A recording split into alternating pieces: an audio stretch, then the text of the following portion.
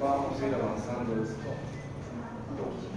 Así que, ¿hasta dónde hemos visto este tema? Es el más importante para pasar al final. Y de urgencias. Es 2.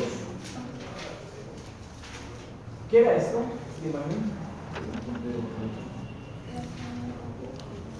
¿Qué estamos viendo aquí? Todo esto, ¿no? Estaba relacionado con qué. Esto que estamos viendo. Esto, todo lo que está aquí. No había motora, ¿no? Ya. Importante sobre esta vía, habíamos dicho que existe una primera neurona motora o motoneurona que está aquí en la corteza, ¿no? Y luego va bajando el axón que se va a formar en forma de un haz. ¿Qué hace? Aspirar. Es muy importante esto porque no vamos a poder hacer el tema de hoy si se han olvidado esta parte. ¿Cómo se llamaba el haz? Piramidal. Es piramidal, sí. Córtico espinal o piramidal, ¿no? Venía y a nivel de una estructura formaba un cruce. ¿Qué estructura? Esas son cosas de neuroanatomía, ¿no? ¿Dónde? Es muy importante. La vía motora, ¿dónde es que se genera un cruce? Porque habíamos dicho que el hemisferio de un lado controla los movimientos del otro lado, ¿no? En algún momento tiene que cruzar. ¿Dónde? En una estructura pero importante de la médula, ¿dónde? Un poquito más arriba, ¿no? A la médula ya ingresa cruzado. Pasado. Ahorita vamos a ver la imagen que se van a acordar. ¿Dónde? La cápsula interna. No, en la cápsula interna es donde se forma el haz piramidal, ¿no? Pero desciende ese haz y luego cruza. Ahorita vamos a ver. El asunto es que desciende y acá en la médula, o sea, aquí arriba, ¿no? Hace sinapsis con la segunda motoneurona para formar este nervio, ¿no? Un nervio motor periférico que llega a la placa motora y lo demás.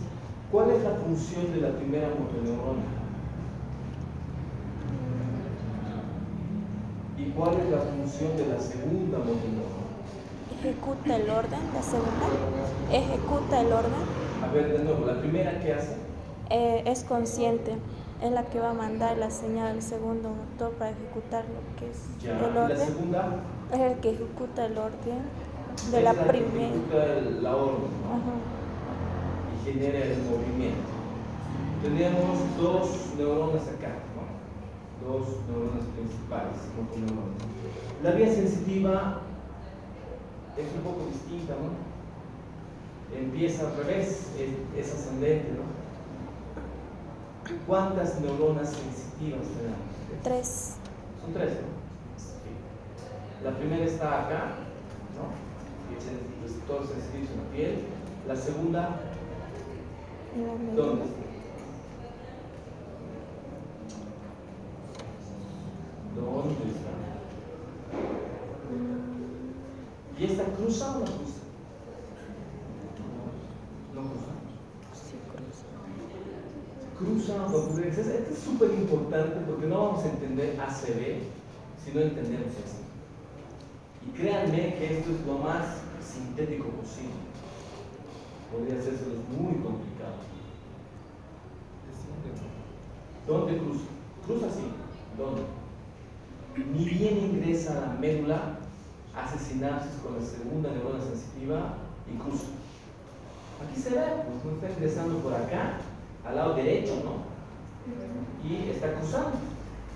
¿Sí o no? De aquí está cruzando este lado. Sube y acá está la tercera, ¿no? Neurona sensitiva, ¿dónde? ¿A nivel de qué estructura?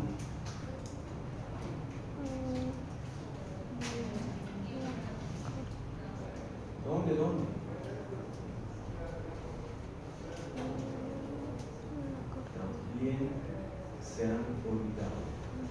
Y finalmente llega la corteza sensitiva. A ver, tal vez esta imagen les ayude un poco mejor a entender el cruce, ¿no? ¿Dónde está cruzando? ¿Qué es este lugar que se llama? El bulbo. Ah, sí, ¿no? Era a nivel del bulbo, ¿no? La vía motora. ¿Cuál es el papel de la cápsula interna? Que está aquí. ¿Cuál sería la función o la importancia de esta zona? Porque está marcada por algo. Va a formar ¿Cuál sería? la formación de las pirámides. ¿Qué es esto que está aquí? La corteza. Sí, pero y si me paro en este puntito, es la primera neurona motora. Y esta es otra, y esta es otra, y otra, y otra, y otra. Habíamos dicho la anterior semana que están agrupadas de acuerdo a su función, no están desorganizadas. Y estas neuronas motoras dan sus axones. Esto que se ve aquí, esto que estoy remarcando son los axones, ¿no? Que se van a llegar a juntar y formar este haz grueso, ¿no? ¿Se ve aquí? Más grueso. Y este es el haz piramidal. ¿A qué nivel es que se van a juntar? A nivel de la cápsula interna, ¿no? Por lo tanto, habíamos dicho también que si hubiera una ACV que afecta a esta parte específicamente aquí, ¿qué pasaría? O sea, de aquí para abajo no funciona, pero ¿qué pasa clínicamente en el paciente? ¿Qué tipo de parálisis? Claro, está afectada la vía motora, tiene que haber una pérdida de la movilidad. ¿Pero qué tipo? ¿Completa? ¿La mitad del cuerpo? La mitad del cuerpo. ¿La mitad o todo? La mitad. ¿Y la mitad de qué lado? Contralateral. En este caso es la corteza derecha, ¿no? Ajá. La corteza derecha acá sufre, digamos, una ACV, ¿no? Nuestro paciente, ¿qué lado del cuerpo no puede mover? Izquierdo. Es una hemiplegia. Eso conocemos como hemiplegia. En este caso del lado izquierdo, porque sabemos que aquí cruza, ¿no? Esas son cosas pequeñas, muy pequeñas, pero que necesitan saber. ¿Qué más? Seguimos por aquí. Aquí en la médula ya está la segunda motoneurona. ¿Qué se llamaba esto? Este nervio que llega a la placa motora, al músculo si quiere. ¿Qué se llama? Es diferente, pero ¿qué otro nombre tiene? Es un nervio motor periférico. Es importante saber eso, porque las neuropatías se clasifican así. Han debido escuchar hablar de neuropatía periférica. ¿Qué es eso? Ahora vamos a entender qué es eso. Evidentemente es un daño por aquí, ¿no?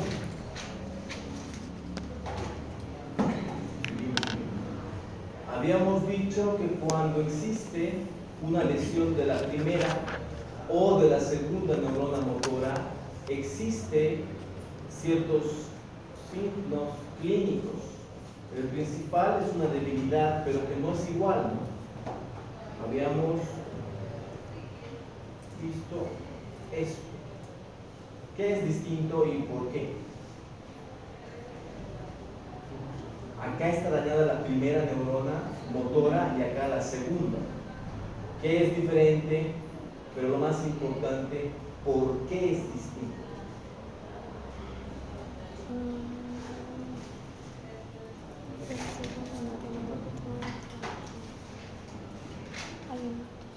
Las dos pierden fuerza, pero esa pérdida de fuerza es diferente. Aquí se ve así y aquí se manifiesta así. ¿Por qué?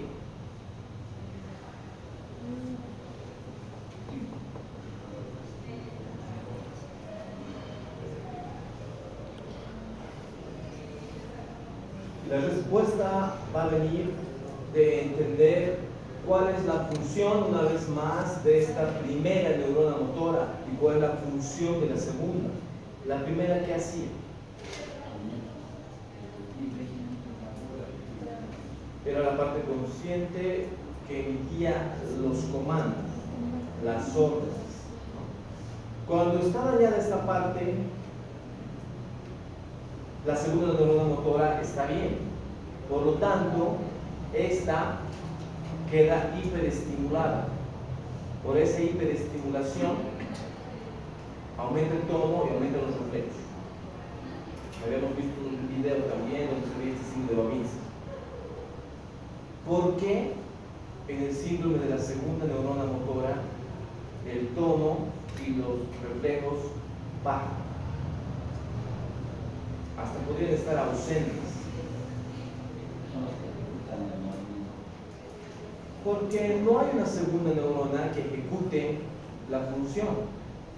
Porque el problema está aquí. Y si no hay quien ejecute la función, pues no hay tono y no hay reflejos.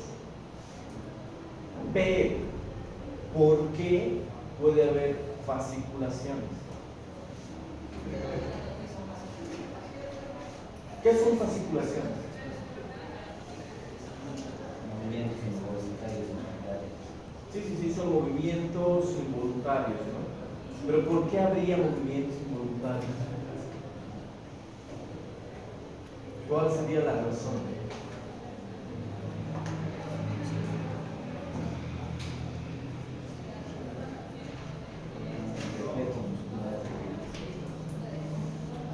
Habíamos dicho que el músculo queda huérfano porque se queda sin la segunda neurona motora. Por lo tanto, el músculo intenta contraerse solito, pero no consigue una contracción efectiva. Por lo tanto, se manifiestan fasciculaciones. Son intentos del músculo por ejecutar una contracción. No lo van a lograr porque falta la segunda neurona motora. ¿Sí se entiende? Preguntas.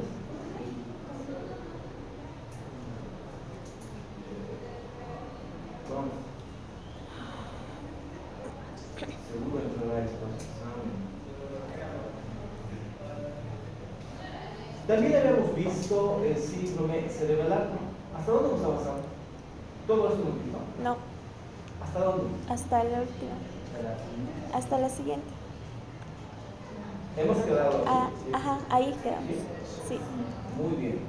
Entonces, hasta aquí hemos dicho que para que el sistema motor funcione, necesitamos de todo lo que estaba en esa imagen anterior, ¿no? Cuando tenemos una deficiencia hablamos de síndromes, así como existen síndromes de la primera y de la segunda neurona motora, puede haber un síndrome cerebral. La pregunta que nos toca responder ahora es: ¿cuál es la función del cerebelo? Recuerden neuroanatomía y movimientos del cerebelo. Sí, el cerebelo provoca movimientos. ¿Qué tipo de movimientos?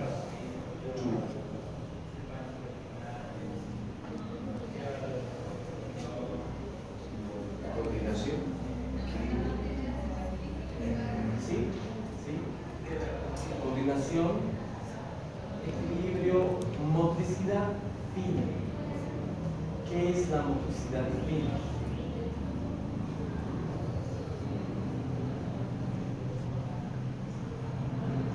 Precisión del movimiento.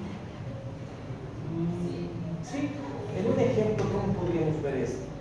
Si yo intento agarrar un vaso lleno de agua y tengo un síndrome cerebral, probablemente cuando agarro el vaso voy a empezar a temblar y voy a empezar a hacer caer todo el agua que está dentro, ¿no? Porque el cerebelo es básicamente responsable, como ustedes han dicho, de la coordinación, ¿no? Del ajuste fino del movimiento, ¿no? El ajuste fino del movimiento es lo que nosotros conocemos como motricidad fina, ¿no? Todo lo que conocemos como motricidad fina es ese ajuste fino, ¿no? Entonces, son pacientes que tienen un síndrome en el que no tienen coordinación, tienen un problema en los movimientos. Por eso es que vamos a notar acá esto: coordinación, equilibrio, ajuste fino del movimiento. Básicamente, estas personas, cuando ustedes encuentren en emergencia a alguien que tenga un síndrome cerebelar, pues se va a ver así. ¿Qué tiene esa persona? ¿O qué parece que le está pasando? Sí, pues es que básicamente las personas que tienen síndrome cerebelar clínicamente se ven como pacientes en estado etílico. ¿Qué tiene un paciente en estado etílico? Pues tiene todo eso, ¿no? Dificultad para realizar movimientos. Presenta, por ejemplo, dismetría. Esto es lo que han visto en semiología. ¿Qué es dismetría y qué es diadococinesia?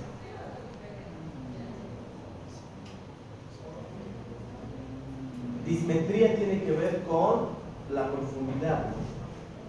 No calculan bien las distancias.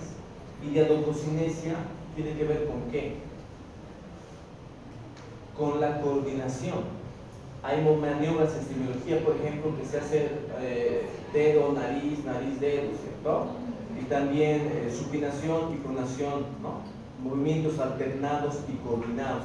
Mi paciente, aparte de que tiene ese temblor de intención por el daño a nivel del cerebelo, tiene dismetría y diadococinesia. Además va a tener nistagmo, puede ser vertical o horizontal. ¿Qué es el nistagmo?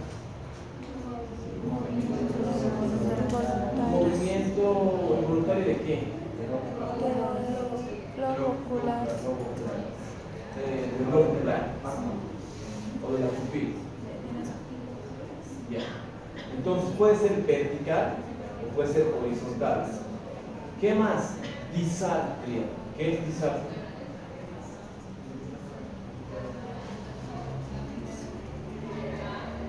Es la dificultad para la articulación de las palabras, ¿sí? El paciente habla y parece que estuviera en estado etílico, pero no está, ¿sí? Parece borracho, básicamente, ¿no? Marcha táxica. ¿Qué es la marcha táxica?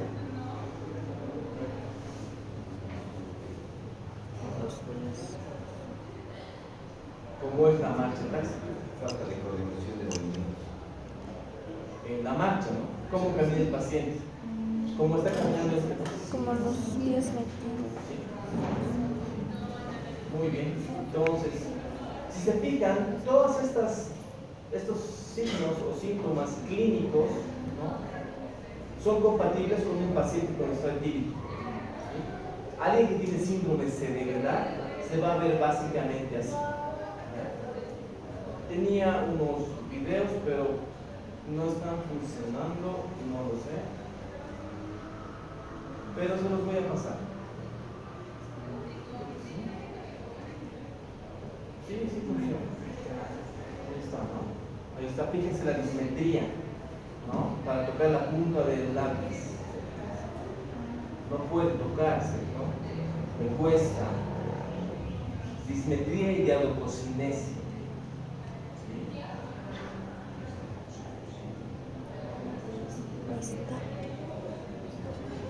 Ahí está.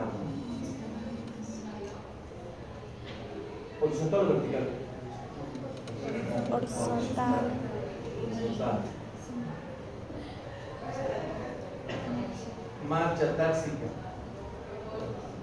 Entonces, así es como se ve un síndrome cerebelar. Un síndrome cerebelar. El paciente, si se han dado cuenta, una vez más, parece como si estuviera en estado etílico. Y para entender lo que es, nos falta ¿no? Síndrome extrapiramidal. Para entender todo lo que es lo extrapiramidal, ¿sí?, vamos a pensar de la siguiente forma. ¿Quiénes saben conducir auto? Ya. Cuando estaban aprendiendo, primero, ¿caja mecánica o caja automática? Ya, caja mecánica. Cuando estaban aprendiendo a conducir un vehículo con caja mecánica, ¿qué era lo más difícil? ¿Qué? ¿No les pasaba que las primeras veces hacían todo repitiendo? Primero pongo la llave, suelto el freno de mano, presiono el embrague, así, como repetitivamente, hasta que saben de memoria la secuencia de movimientos para arrancar? ¿Sí, no? Todas esas cosas que hacíamos de forma repetitiva, ¿no?, luego quedan automatizadas, ¿no? O es que ahora tienen que pensar qué tienen que hacer primero para partir. Ya no, ¿no es cierto? Solo pasa al principio. Pues lo extrapiramidal está relacionado con todo lo que tiene que ver con el automatismo. ¿Sí? El papel de lo extrapiramidal es todo lo automático. Por eso aquí dice parte de la modulación del movimiento y automatismo.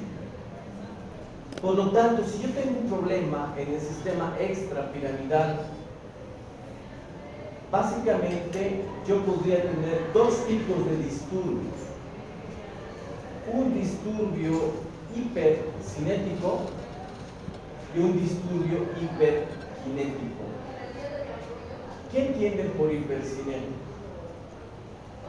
O por hipocinético.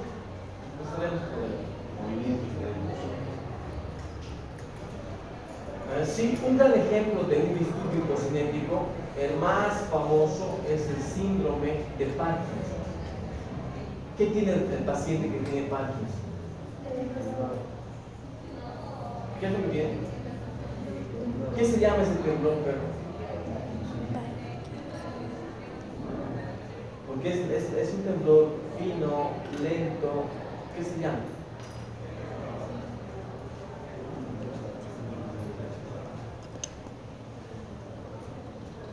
¿Y qué pasa con sus funciones cerebrales del paciente con Parkinson? ¿Son normales o no son normales? Tiene bradicinesia, tiene temblor en las extremidades, tiene inestabilidad postural. ¿Cómo camina el paciente con Parkinson?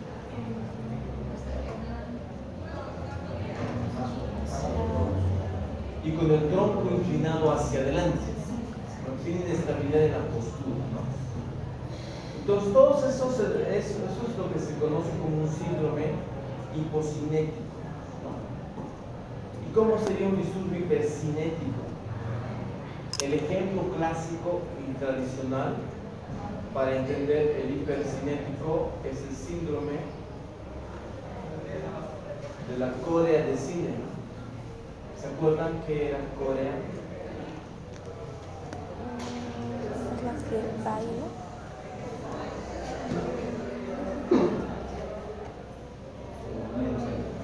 Movimientos bruscos e involuntarios. Esa era la diferencia básicamente. Acá tengo un paciente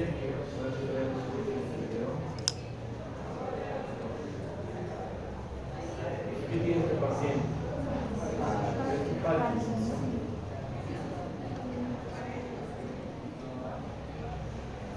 Ahí está. Su disturbio hipercinético por un problema extrapiramidal. Y este es un paciente que tiene Corea. Es diferente, ¿no? Es más brusco, más rápido, pero sigue siendo involuntario. Los pacientes con daño en el sistema extrapiramidal pueden presentar un disturbio hipo o hipercinético. ¿No? Consideremos dos situaciones nada más. Sobre el sistema sensitivo, habíamos dicho que no son dos neuronas. ¿Cuántas son? 3. 3. Aquí está. Tenemos una neurona más periférica que está por aquí, que capta el estímulo y lo lleva hacia la médula. Aquí está justo la segunda neurona sensitiva, ¿no? Y esta va hasta el tálamo. ¿Dónde está la tercera neurona sensitiva entonces? Tálamo. En el tálamo.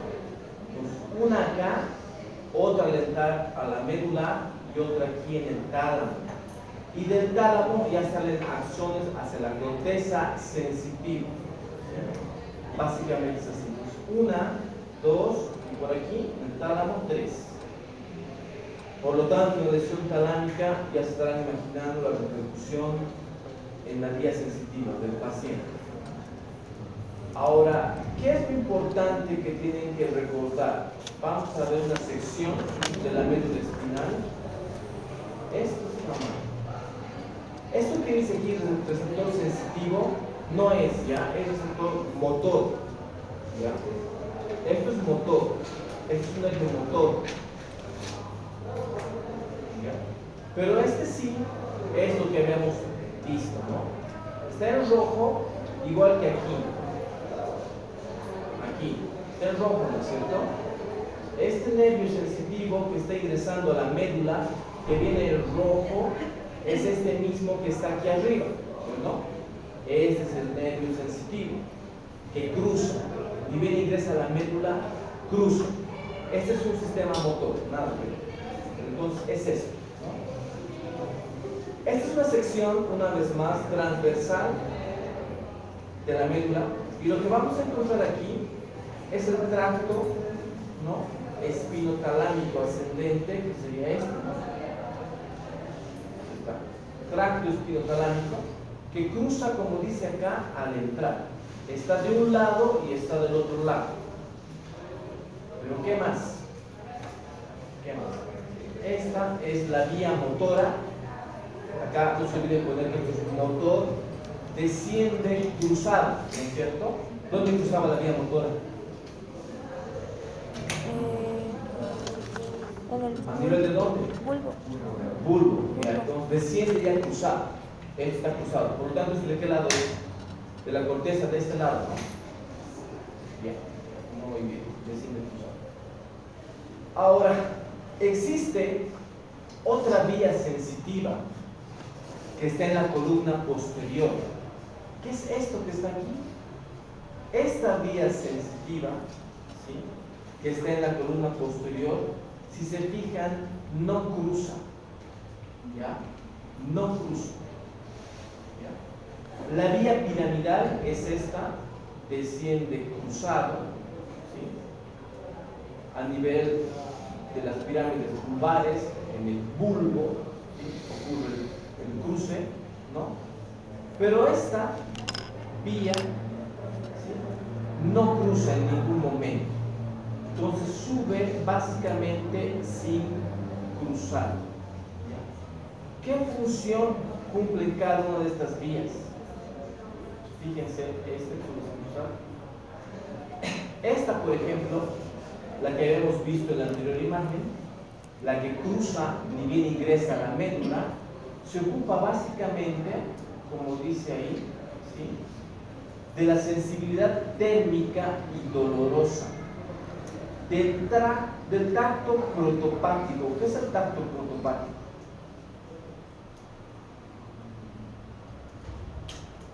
Tacto protopático.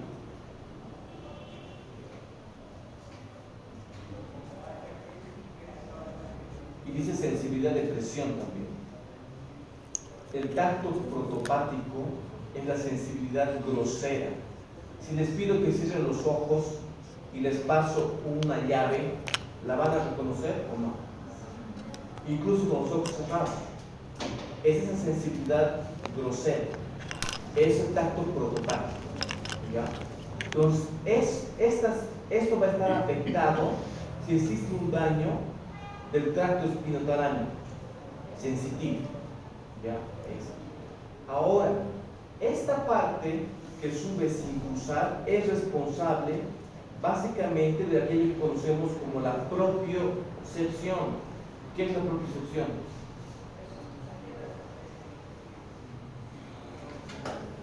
En palabras simples, yo sé que esto no es la primera vez que escuchan, incluso creo que hemos hablado. ¿Qué es la propiocepción?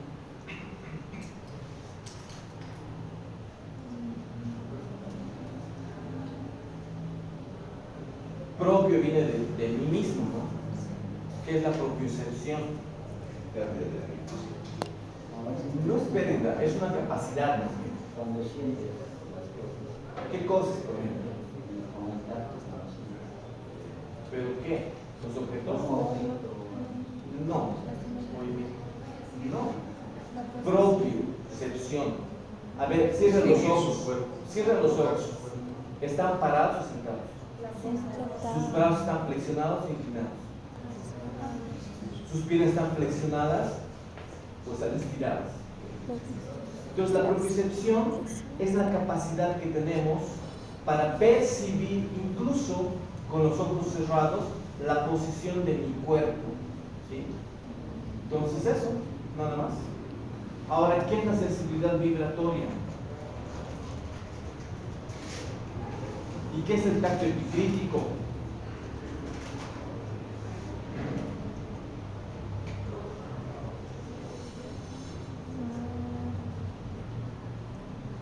Eso tiene que ver con los movimientos, lo que decían hace rato. ¿Y eso tiene que ver con qué? ¿Qué es el tacto epicrítico? ¿Qué es? Ese es el tacto que puede llegar a discriminar los objetos, ¿no? Estamos tocando las superficies, por ejemplo, que puede sentir si es una superficie rugosa, áspera o lisa, esas cosas. Pero eso es epicrítico, discriminativo, ¿ya? Por lo tanto, si mi paciente sufre un daño de la columna posterior, ¿qué pierde? La percepción. Todo eso pierde, ¿no? Sí. Ya, es por eso que es importante. Por eso es importante esta imagen. Tenemos acá lo mismo en versión chiquitita que está acá. Eso. Entonces, antes de seguir, la parte sensitiva tiene dos. Una que sube y que cruza y una que no cruza para nada, ¿sí? Quiere decir que el tacto epicrítico del lado izquierdo es del lado izquierdo, controla los lados del lado izquierdo, y lo que es del lado derecho, porque este no cruza, ¿sí? No es cruzado. Es importante que entiendan eso, ¿ya? Con ese conocimiento vamos a hablar de manera muy resumida de lo que tiene que ver con el ACV. ¿Qué es ACV? ¿Pero qué es? ¿Qué entienden por accidente cerebral vascular?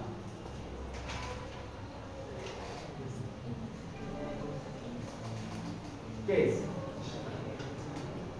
Si les digo, hay un paciente que está en la emergencia, tiene ACV, ¿qué piensan? ¿Qué? Isquémico. No, en cuanto a las causas, hay un ACV que es isquémico y hay un ACV que es hemorrágico, pero eso es otra cosa. ¿Qué tiene el paciente? O sea, las causas pueden ser isquémicas, un trombo, puede haber un aneurisma, una hemorragia y puede provocar un ACV. La clínica va a ser la misma, ¿sí? Pero, ¿qué piensan ustedes cuando les digo, hay un paciente ahorita que está ahí con ACV? ¿Pero qué tiene el paciente? Porque créanme que con la clínica, sin necesidad de ningún estudio, yo voy a hacer un diagnóstico de ACV. Si entiendo todo lo que hemos hablado. Entonces, ¿qué sería un ACV?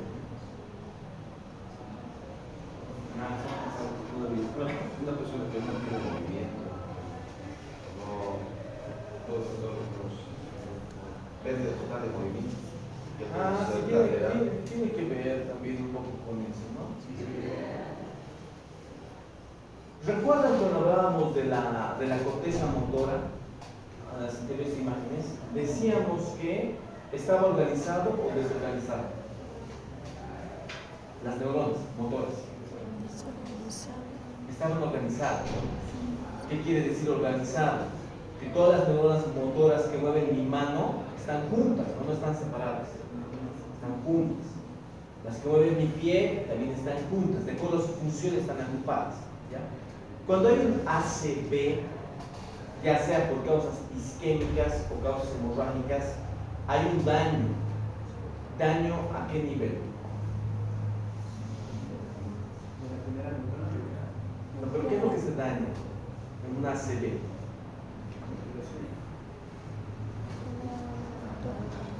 ¿El problema está en la circulación o no? El problema está en la circulación, ¿no? Entonces hay un daño en la circulación que se ocupa de irrigar el cerebro. Ahora, si decimos que puede ser por causas isquémicas, ¿en qué pensamos? Un trombo. Un trombo que ocluye un vaso que esté irrigando cierta zona del cerebro. Por lo tanto, si no hay irrigación, ¿qué pasa con esa zona del cerebro? ¿Sí? ¿Qué le pasa? ¿Y luego qué le pasa? La necrosis del vaso. O sea, se muere. Ese grupo de neuronas que se quedan sin irrigación a causa de un trombo, si quieren ustedes, se va a morir, ¿no? Porque le faltó sangre. Es lo que pasa en una ACV isquémica. ¿Y qué pasa en una ACV hemorrágica?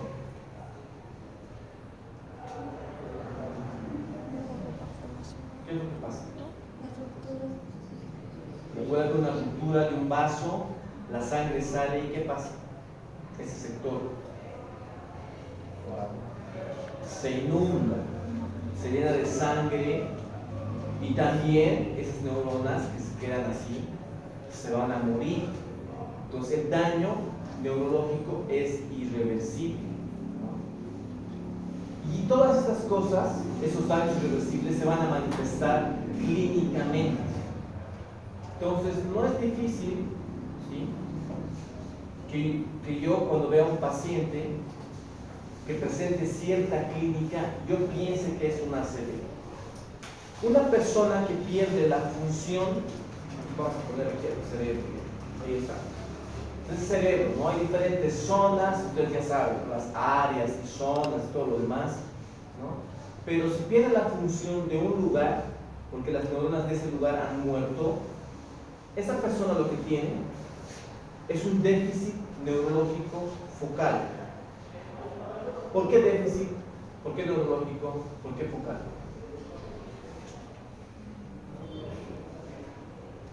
¿Déficit qué quiere decir? Se va a perder una función. Neurológico porque está en el cerebro. ¿Y por qué focal? Porque está afectando un área circunscrita aquí, ¿no? Solamente ahí. Un déficit neurológico focal. Si esto tenía que ver, digamos, con el movimiento del brazo derecho, digamos, ¿qué le pasa a mi paciente? Si las neuronas, primeras motoneuronas que controlaban mi brazo derecho, que están aquí, en el brazo izquierdo, sufren un déficit neurológico focal, o sea, pierden, ¿no?, la irrigación, no importa si es por causa isquémica o hemorrágica, pero estas neuronas se han muerto. ¿Qué va a pasar con este brazo? O sea, ¿ya lo puedo mover o no lo puedo mover? No lo puedo mover. Lo mismo si involucra a un lugar que tiene que ver con el habla. Ahora, ¿habrá otra circunstancia clínica que me pueda producir lo mismo?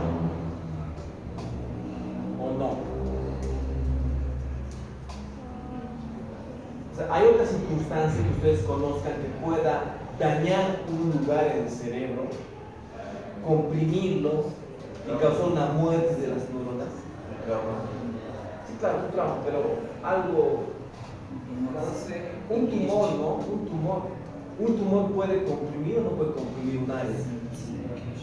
Y si comprime el área de las neuronas motoras del lado izquierdo que controlan mi brazo derecho, ¿qué pasa?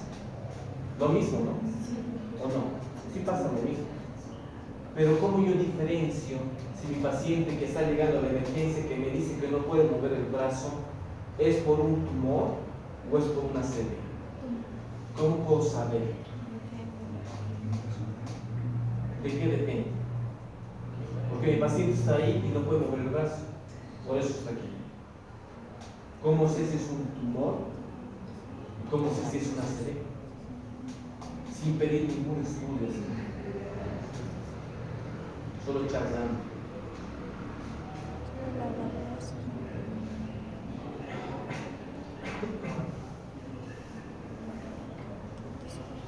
Resulta que en el ACV el déficit neurológico focal es de instauración súbita.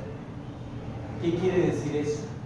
Que mi paciente viene a la emergencia y me puede decir que de repente hace 2 horas le ha pasado algo y ya no puede hablar,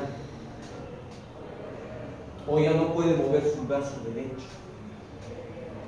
Es de inicio súbito, le está pasando hoy le está pasando. Estaba bien en la mañana, pero ahorita está mal. No sabe por qué. Pero ustedes saben ya o no. Tiene una ACV. ¿Cómo será la pérdida de la función del habla en una persona con un tumor? ¿Cómo se imagina? ¿Cómo?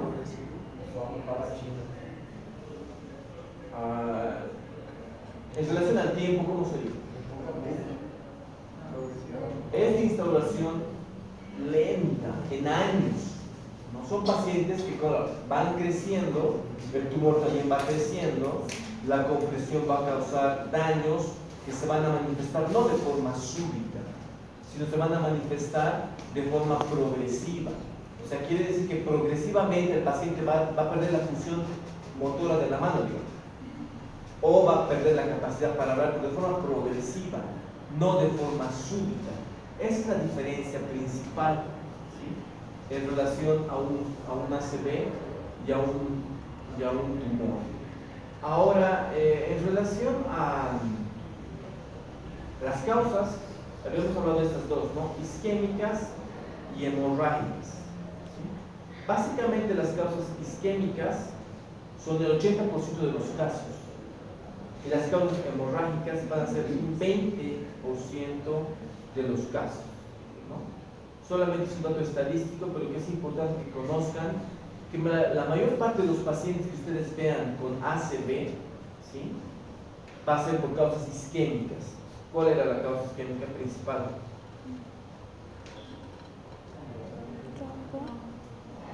Un trombo, ¿no? ¿Y cuál era la causa hemorrágica? Un aneurisma, puede ser un daño. Ahora, ¿un ACV podrá ser transitorio?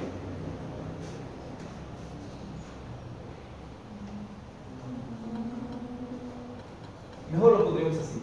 ¿Un déficit neurológico focal podrá ser transitorio? Sí. ¿Por qué?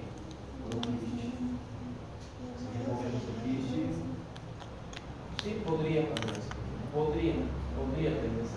Entonces, son pacientes que pueden tener, digamos, algún daño, presentar una disfunción neurológica, pero que se va recuperando es en las horas, ¿no? No es que se va a quedar el paciente así un día o 3 por 5 horas, ¿no?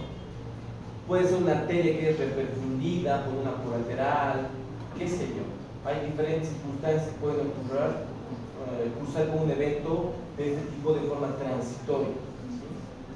Entonces, ¿puede haber una deficiencia neurológica transitoria? Sí, ¿ya? Porque por suerte, digamos, el paciente empieza a recuperar la función. Puede pasar, ¿sí? Entonces, ¿cuánto tiempo debería durar todo esto? El que es transitorio.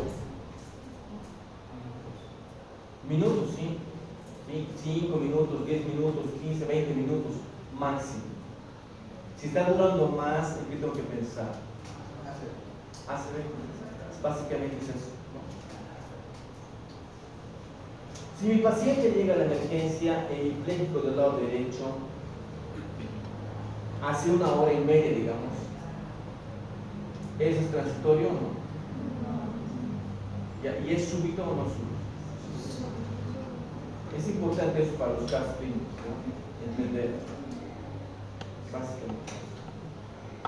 Evidentemente, cualquier paciente que llega con pérdida de función del habla o alguna función motora, hay que tratarlo como un ACV.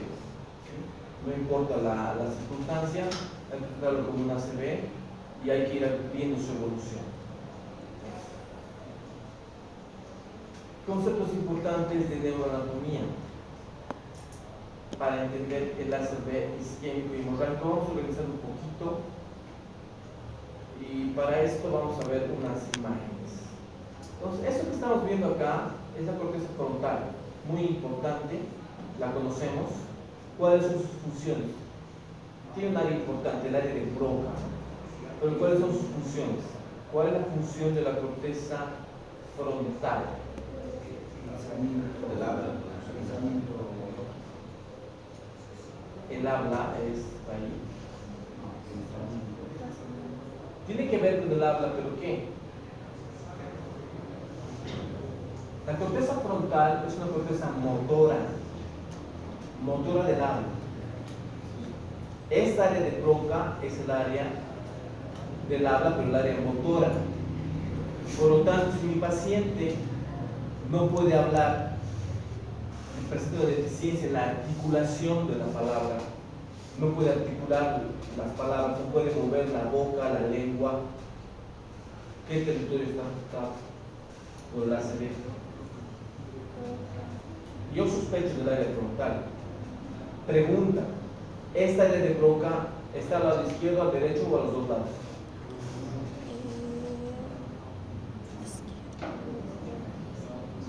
O sea, para recordar, ¿está a los dos lados? No está a los dos lados. ¿Tenemos área de Broca al lado izquierdo y área de Broca al lado derecho? ¿O solo tenemos un área de Broca a un lado? ¿Cómo era? ¿Quiénes dicen a los dos? ¿Tres? ¿Cuatro? Sí. ¿Quiénes dicen solo a un lado? Sí, correcto, solo está a un lado. ¿A qué lado? Izquierda. ¿Izquierdo o derecho? Izquierda. ¿Seguro? Derecho. ¿Derecho? ¿Izquierdo? ¿A qué lado está su área de Broca? Izquierda. En la mayoría de los casos, no en todos, en la mayoría está del lado izquierdo. Ajá.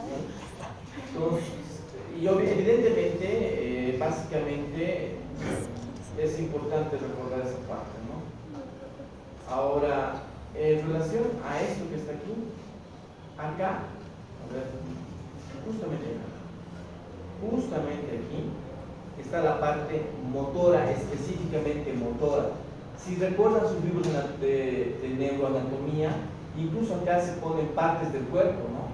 Brazo, mano, ¿sí? ¿Se acuerdan o no? Hay un dibujo del cuerpo que está ahí, ¿sí o no? ¿No se acuerdan? ¿Dónde está la pierna? Y solamente la pierna nos importa. Ya vamos a ver por qué. ¿Dónde está la pierna? Está por aquí, perdón. Aquí, medial, aquí arriba. ¿Dónde está la pierna? ¿Dónde está la parte de la corteza motora que se ocupa y está relacionada con la función de la pierna? Está aquí, ¿no? Cuando estoy poniendo el puntero, está aquí, justamente aquí arriba. Y luego vamos a ver por qué es importante, pero está aquí. El resto no importa. Esta parte sí. Aquí está, la pierna. Eso por ahora. Aquí está nuestra imagen, es para que no se olviden que todo viene cruzado, ¿no? Todo lo que viene corteza motora va a cruzar, ¿no? Solamente está para eso. Lóbulo parietal. Lóbulo parietal, ¿no? Aquí está la mayor parte de la corteza sensitiva, las neuronas sensitivas organizadas de acuerdo a su función. Es importante recordar eso. ¿Y dónde estaba la pierna? Aquí, ¿no? Sí. No se olvide. Sí. Está más aquí. Todo esto también está cruzado. ¿Sí? Llega aquí y está cruzado, o sea, es contralateral. Seguimos, ¿no? Importante el lóbulo temporal. Aquí tenemos esta área, que es el área de Wernicke, relacionada con qué?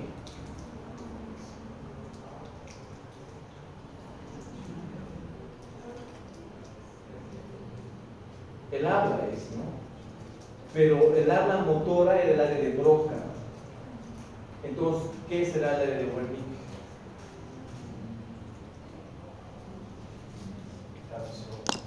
Sensitiva, entiende Sensitiva, pero ¿qué tendrá que ver lo sensitivo del lenguaje? la comprensión, entender el lenguaje. Se llama la inteligibilidad de la palabra, ¿no? Tiene que ver con qué, con la coherencia. Un paciente que tiene dañado el área de Wernicke, ¿sí? Habla cosas sin sentido, ¿sí? ¿De qué lado está? Izquierdo, en la mayor parte de las personas, y solamente está a un lado, ¿sí? ¿A qué lado? Al lado del hemisferio dominante, ¿sí? Depende de eso, ¿sí? No hay área de Wernicke a los dos lados. Corteza visual súper fácil, está en el lóbulo occipital, ¿no? Tiene que ver con qué? La corteza visual.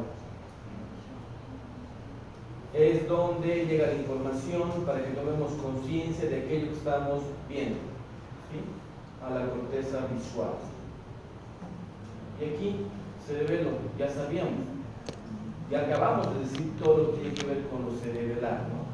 Es la parte de la coordinación motora, pero principalmente del equilibrio y del ajuste fino, ¿no? De los movimientos, ¿sí? Un poco más acá está el mesencéfalo, el puente, el bulbo, que tenemos que saber también, ¿no? Pero nos interesa el cerebelo. Aquí está la coordinación motora. Y acá empiezan, cuando se forma ese cruce, ¿no? Los pares craneales también. Los pares craneales, lo que llamamos el tronco cerebral, donde aquí salen ya formados los pares craneales. Y lo que más nos gusta, la vascularización. En cuanto a la vascularización del cerebro, hay dos tipos de circulación: la circulación posterior y la circulación anterior, ¿sí? La circulación posterior es esta que está por aquí, ¿no? Se origina en esta arteria. ¿Qué arteria es esta? Esa es la subclavia. De la subclavia van subiendo dos arterias, las arterias vertebrales, ¿sí? Las arterias vertebrales van a dar unas ramitas, pero no importa, lo importante es que más arriba van a unirse para formar la arteria basilar, que está por aquí. La arteria basilar, ¿sí? Y termina de subir. Entonces, circulación posterior, arterias vertebrales, basilar y sube, ¿no? La circulación anterior es un poco distinta, ¿no? La circulación anterior nace de esto. ¿Qué era esto? Es la carótida, ¿no? La carótida común, que se va a dividir en dos, ¿no? ¿Cuál es? La interna y es la externa, ¿no? Nos importa solamente la interna, ¿sí? La interna es la importante porque es la que va a subir más arriba y se va a juntar con esta arteria basilar para formar una estructura muy importante que ustedes conocen bastante bien. ¿Qué es eso? Sí, ¿no? Exactamente. Este es el polígono, famoso polígono de Willis, que tenemos que conocerlo de memoria, porque a partir de esto vamos a entender qué daño presenta el paciente. Para encontrar la situación en la que estamos en la imagen, aquí está la parte de situación anterior, aquí está la situación posterior. Por lo tanto, ¿qué arterias son estas que están aquí? Estas dos vertebrales. Y esta Vacilar. basilar. Y estas carótidas internas. Carótidas internas, ¿sí? Carótidas internas, vertebrales, basilares, polígono de Willis. Y esto, que conocen bastante bien, no es la primera vez que ven el polígono de Willis, es una estructura muy importante que les van a preguntar hasta en la residencia, en el examen de grado y toda su vida. ¿Qué arterias componen el polígono de Willis? ¿Cuáles eran estas? Vertebral, Ya, los vertebrales daban origen a qué? a la arteria basilar. Esta, ¿no? Sí. Y las basilares, esta arteria basilar da origen a estas dos, ¿cuáles eran? Arteria cerebral posterior, así de fácil. Arteria cerebral posterior. Aquí adelante, ¿qué tenemos? Esta y esta. ¿Qué eran? Las carótidas Carótidas internas. internas que daban origen a las arterias. ¿Qué serán estas? Cerebral anterior, sí, la cerebral posterior, cerebral anterior. Y esta, la arteria cerebral media. Tenemos arterias cerebrales anteriores, posteriores y la arteria cerebral media. Se unen a partir de unos vasitos, ¿no? Los vasos comunicantes anteriores y los vasos comunicantes posteriores. Eso es todo. Y el resumen es este. Aquí están las cerebrales anteriores, esta, izquierda y derecha, cerebrales posteriores, más gruesas, cerebrales medias, y estos que están aquí al medio son los vasos comunicantes anteriores y vasos comunicantes posteriores. Toda esta estructura es el polígono de Willis. ¿Por qué es que resulta importante conocer el polígono de Willis?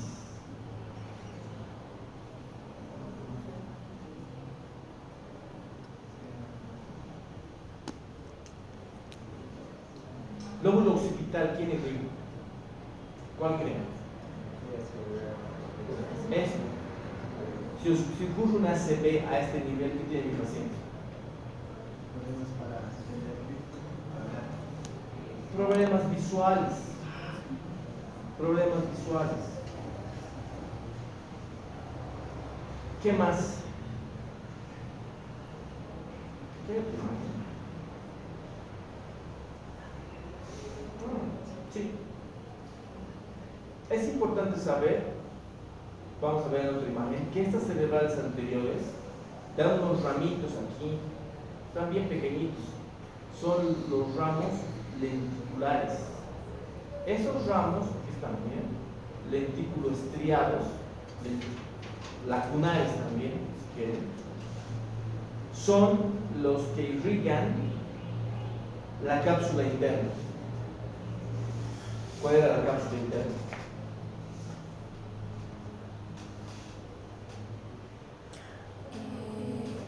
¿Cuál era la cápsula interna? ¿Se acuerdan? Sí, para Ya, entrar si mi paciente a la sufre una ACV médula. a nivel de los ramos lenticulares estriados derechos, ¿cuál es la manifestación clínica?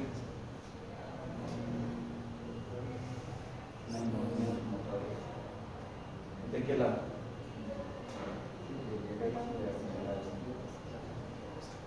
Si está de los derechos, ¿no? Hemiplegia del lado izquierdo. Hemiplegia del lado izquierdo.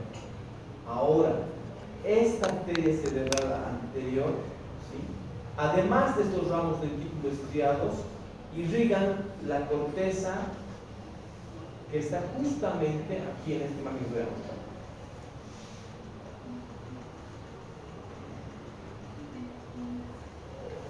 Justamente aquí, esos ramos anteriores irrigan acá, todo esto, la cápsula interna que está aquí, pero también justamente esta parte. ¿Qué estaba aquí en la corteza motora? Los pies. Las piernas, ¿no? ¿Eso por qué va a ser importante? En otras palabras, un paciente que tiene un daño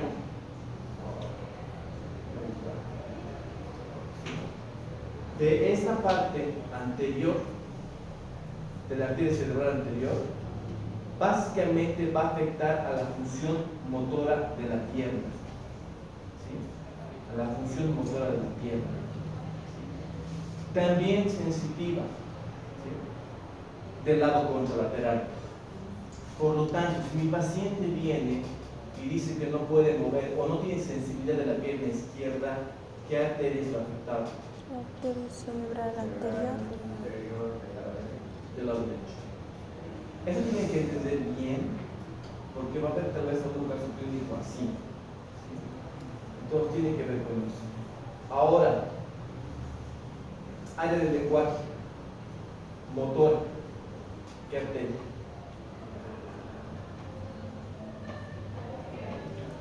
Motor.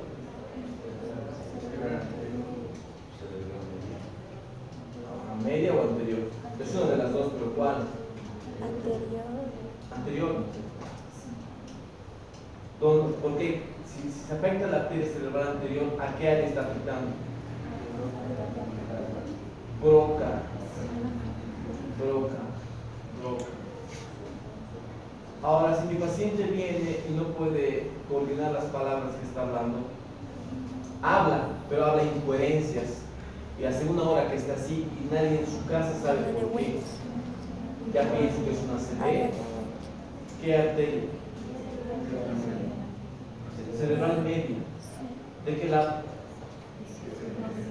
Lo más probable es izquierdo.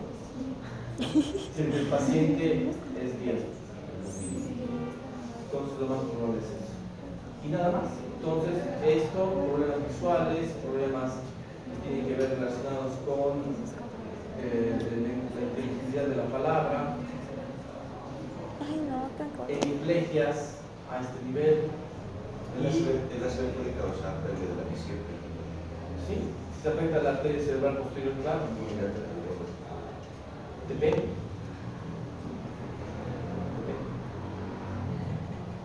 Porque tenemos dos.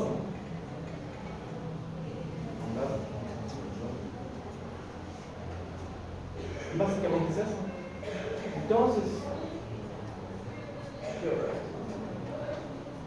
ya falta muchísimo. Por lo tanto, les voy a poner en Moodle su última actividad que está relacionada con esto.